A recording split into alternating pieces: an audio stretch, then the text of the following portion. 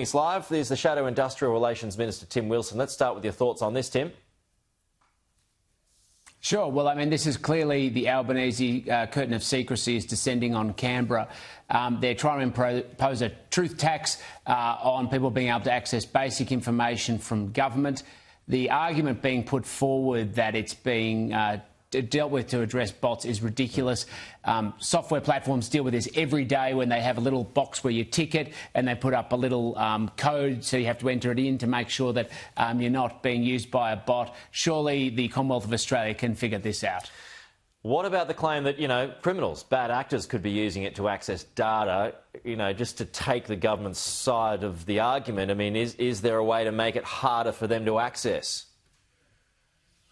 Well, I think they need to provide hard evidence that this is actually a real problem. At this point, they seem to be throwing out these allegations without any substantiation.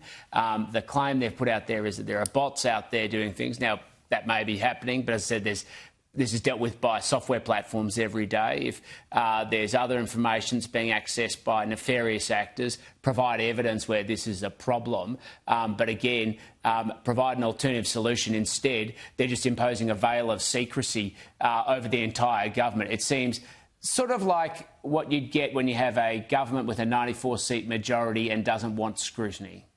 Yeah. So much for transparency, as I said. Now on to housing, Tim, and this follows the weekend debate about immigration.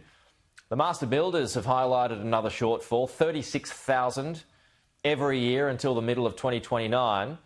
Is it time to revise that 1.2 million target? Well, it's about calling it out. I mean, this government is all target, no delivery. The ABS data shows there's 40,000 houses short of their target this year, and it's quite clear that whatever the talking points of the government, they're not actually building the homes Australians need. That's why Australians are paying more. It's making it hard for first home buyers, and the solution they're coming up with is anything they can do to hack away to give the appearance of delivery. But in practice, like their 5% claimed deposit is only going to boost house prices and potentially create a subprime risk in the future. This government's reckless on housing. They can't deliver, but to pretend that they can do something, they're prepared to eat into the equity of the nation. Can it all be on the federal government, though? I mean, you've got this plan by the New South Wales government, just an example here, to build 10,000 homes in Woollahra, inner city, beautiful suburb. The council doesn't want it, though.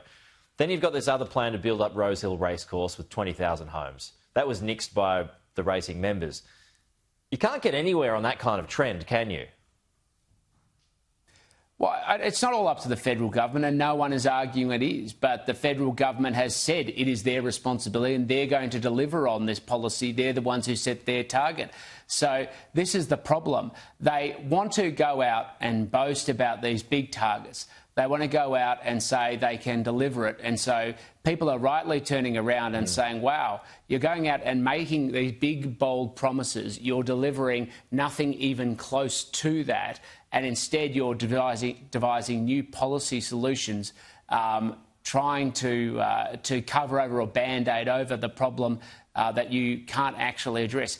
What we need is trust. What we need is openness. What we need is honesty. But, of course, what we actually know is they're imposing veils of secrecy, and soon they'll be hiding that data rather than being upfront with the Australian people. Yeah, well, yeah, the truth tax, like you pointed out, Tim. Thanks so much for your time this morning. We'll talk to you again soon. A new book reveals Queen